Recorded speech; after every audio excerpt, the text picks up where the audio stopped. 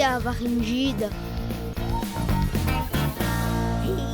Salute, hai domande non ta faringita? E i sciuccotti rispondiamo subito. Sciuccotti va a dire che una faringita è quando un microbio si ficca in una faringe e ci dà bene in gola. Ti domandi come e perché? Temo da spiegare.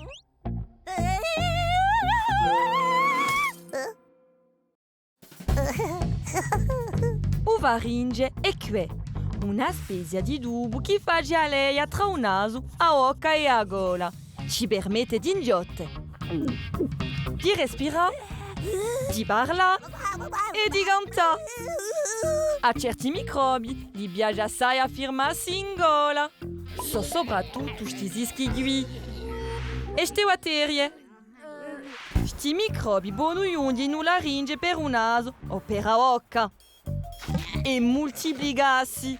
Si chiama questa un'infezione. E quel che dà bene in gola quando inghiottiamo o respiriamo o parliamo. Chi fa tutto ça o sternuzza? E chi dà avrebbe? Se un microbio e una batteria abbiamo di un taccheianche in gola e rendiamo.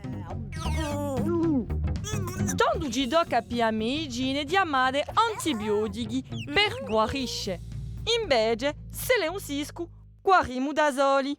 Ma si buono a medicine per calmare bene in gola. E ci riposiamo e beviamo acqua.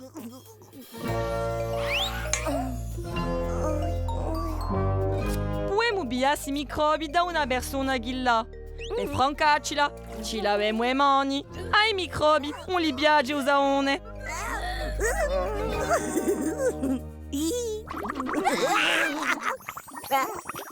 Ecco, ora capisci meglio che l'è a faringita.